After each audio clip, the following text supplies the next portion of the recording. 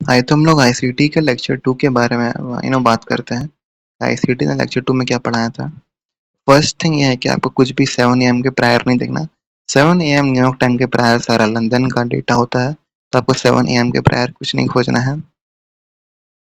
Next thing मैं आपको trading view में दिखा देता हूँ।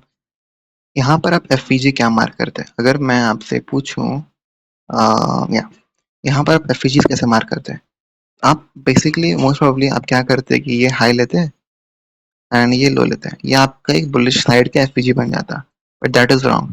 जब भी आपके पास एफवीजी है, अगर साथ में वॉल्यूम इम्बैलेंस भी है, वॉल्यूम इम्बैलेंस हम तब बोलते हैं जब ओपन, जब इसका क्लोज में और इसका ओपन में अगर कोई डिफरेंस रहता है तो ये वॉल्यूम इम्बैलेंस होता है। तो अगर आपके पास वॉल्यूम इम्बैलेंस है साथ ही साथ एफवीजी भी है, तो आपको एफवीजी और वॉल्यूम इम्बैलेंस दोनों साथ में लेना है। तो ये हमारा एफवीजी हो गया। एंड जो कि ये इसका मिड तक नहीं पहुंच पा रहा है, दैट इज इंडिकेटिंग ये बहुत ही हैवी है एंड प्रोबब्ली ये ऊपर जाएगा एंड ये ऊपर गया अभी। राइट। नेक्स्ट थिंग वही है। ठीक है। हाँ, ये बहुत इंपॉर्टेंट कॉन्सेप्ट था। अगर आपके पास शॉर्ट टर्म हाई है एंड अगर ये शॉर्ट टर्म हाई को मार्केट ब्रेक करता है, तो वो ब्रेकिंग में जो भी एफईजी फॉर्म होता है, वो एफईजी बहुत इंपॉर्टेंट होता है। मतलब क्या हुआ, शॉर्ट टर्म हाई के ऊपर लिक्विडिटी रहता है एंड जैसे ही मार्केट लिक्विडिटी स्वीप करता है, इसको हम लोग बोलते हैं टर्टल स्वीप बोलते हैं। जैसे ही मार्केट लिक्विडिटी स्वीप करता है एंड जो भी एफईजी फॉर्म होता है स्वीप के अंदर, वो एफईजी बहुत ही इंपॉर्टेंट रहता है। बिकॉज जो वो एफईजी का अगर आप बाद में एक्सटेंड कर दोगे, तो वो एफईजी एक इन्वर्जन एफईजी का रोल करता है। अब इन्वर्जन एफईजी क्या होता है, एक एफईजी का रोल क्या होता है, बुलिश साइड के एफईजी का रोल होता है प्राइस को ऊपर ले जाने का। राइट। अगर मैं यहाँ से रिमूव कर दूँ सारा ड्राइंग, तो मेरे को अच्छा सा एग्जांपल मिल जाए।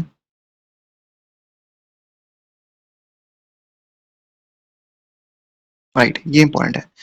यहाँ पर क्या है, यहाँ पर एक बेरिश एफईजी था। राइट, ये बेरिश एफईजी था, इसका रोल था प्राइस को नीचे ले जाने का। राइट, यहाँ से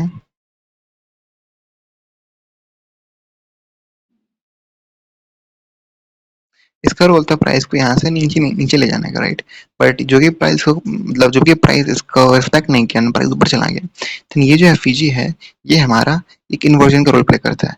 एंड जो कि एक साथ एक और एफईजी आ गया, that is highly highly highly highly possible कि ये ऊपर जाएगा। बिकॉज मैंने आपको क्या बताया कि जब भी आपको क्लस्टर ऑफ एफईजीज मिले, that is very good thing.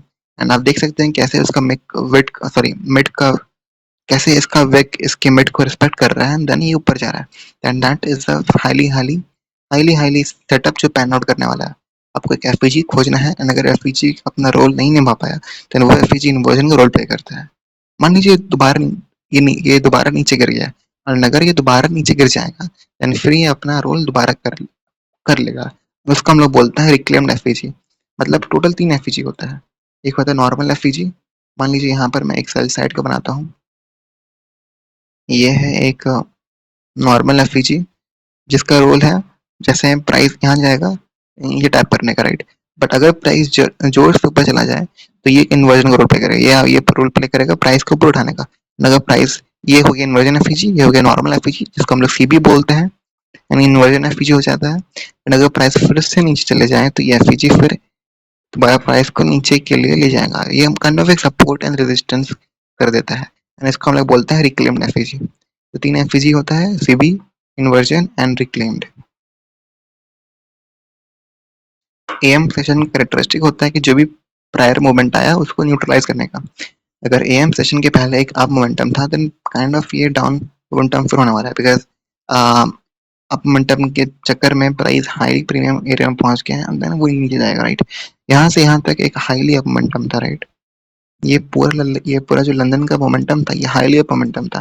तो 7 AM के बाद काइंड ऑफ चांस बन जाता है कि ये प्राइस नीचे जाएगा। राइट, जो कि आप देख सकते हैं 7 AM के बाद हल्का सा ये फिर अपने इक्विलिब्रियम एरिया के पास पहुंच गया।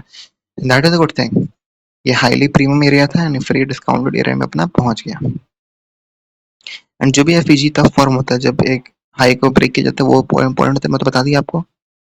ये तो हो गया। हाँ, ये एक बाई साइड का कर्व था एंड ये एक सेल साइड का कर्व था। राइट, बाई साइड का कर्व के अंदर जितने भी इनएफिशिएंसीज आपको बने हुए दिखते हैं, वो सेल साइड के कर्व में उसका रूल इन्वर्ट हो जाएगा। अगर आपके यहाँ पर बुलिश ऑर्डर ब्लॉक बन जाता है, मतलब आपको मान लीजिए आपको यहाँ पर एक बुलिश ऑर्डर ब्लॉक बनता है, तो यहाँ पर वो बेरिश ब्रेकर बन जाएगा।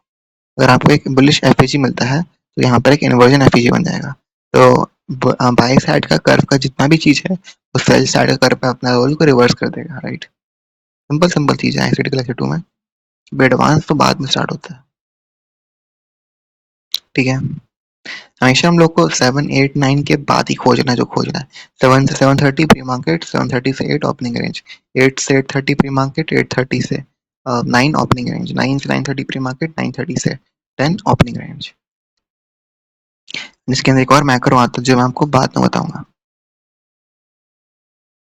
हाँ, whenever you get confused, मान लीजिए आप कंफ्यूज हो गए कि मुझे पता नहीं अब क्या होने वाला है, राइट।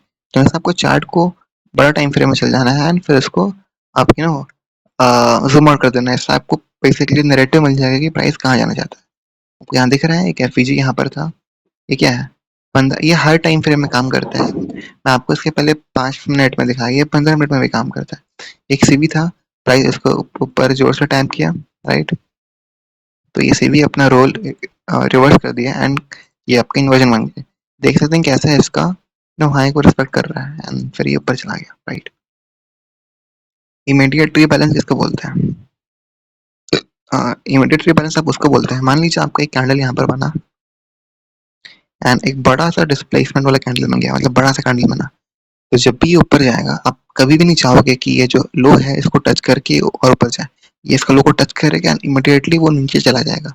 इसको हम लोग बोलते हैं immediate rebalance, right. Bullish case में ये होता है, अगर एक अप कैंडल बना जोर से डिस्प्लेसमेंट हुआ, ये जो डाउन कैंडल है आप चाहोगे कि जैसे ही इसको यहाँ पर टच करे तो फटाक से ऊपर जाए।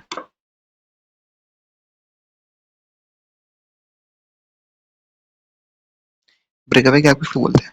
ब्रेकअवे गैप हम लोग उसको बोलते हैं, मान लीजिए आपके यहाँ पर एक शॉर्ट टर्म हाई है और यहाँ पर एक शॉर्ट टर्म लो है।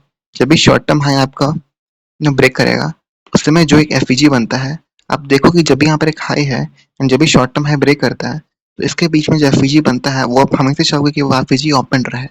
लो के केस में ये है, अगर यहाँ पर एक शॉर्ट टर्म आपका लो है, अगर यहाँ पर शॉर्ट टर्म लो है एंड अगर शॉर्ट टर्म लो ब्रेक करता है, ये जो कैंडल बना ब्रेक करने के पहले आप हमेशा चाहोगे कि ये कैंडल ओपन रहे। अगर एक कैंडल पूरा मिटिगेट हो गया then that is not a good thing, वो फिर मार्केट स्ट्रक्चर शिफ्ट नहीं होता है। मेरा स्क्रीनशॉट मैंने बहुत लिया था इसकी प्रैक्टिस करने के लिए, राइट। तो अगर मेरे को मिल जाए ब्रेकअप गैप वाला, आ,